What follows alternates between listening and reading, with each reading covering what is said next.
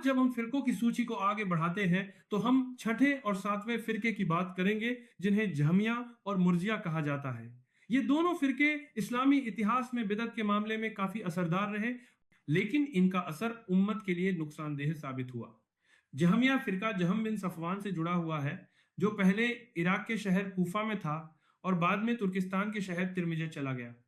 جہم بن صفوان نے یونانی درشن اور کلام پڑھا اور انہی وچاروں کے آدھار پر اس نے کہنا شروع کیا کہ قرآن اللہ کا کلام نہیں بلکہ ایک مخلوق ہے۔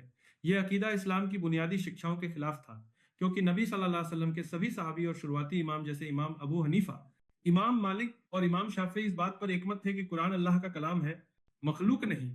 اور امام احمد بن حنبل رحمۃ اللہ علیہ بھی ہمیشہ اس بات پر زور دیتے رہے کہ قرآن اللہ کا کلام ہے اور مخلوق نہیں۔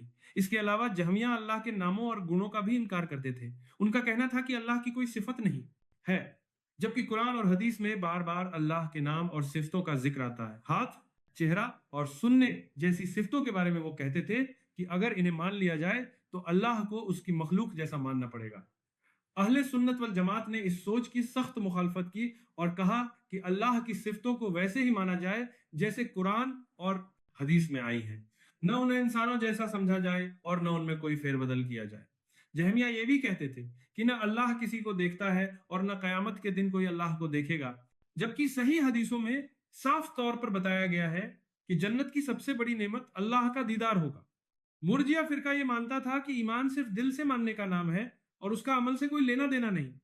ان کے مطابق اگر کوئی انسان دل میں اللہ کو مان لے، چاہے وہ زبان سے نہ مانے اور نہ ہی کوئی نیک کام کرے، تب بھی وہ پورا مومن ہے۔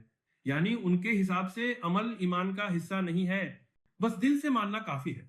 اسی وجہ سے یہ فرقہ یہ مانتا تھا کہ گنہگار اور نیک لوگ ایمان کے معاملے میں برابر ہیں۔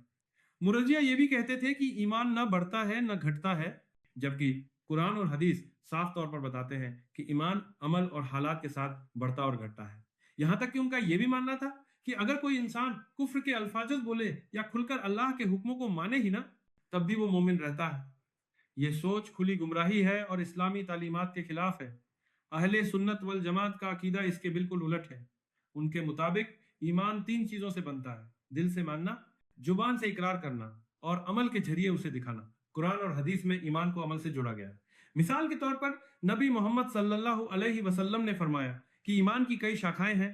سب سے اونچی شاخہ لا الہ الا اللہ کہنا ہے اور سب سے نچلی شاخہ راستے سے تکلیف دینے والی چیز ہٹانا ہے، جو ایک عمل ہے۔ اماموں نے ان گمراہ عقیدوں کی سخت طریقے سے مخالفت کی۔ امام احمد بن حنبل رحمہ اللہ نے جہمیہ کے رد میں کتاب لکھی اور اپنی زندگی اس فتنے کے خلاف علمی جدوجہد میں لگا دی۔ امام بخاری رحمہ اللہ نے بھی صحیح بخاری میں باب قائم کیے تاکہ جہمیہ کی تردید کی جا سکے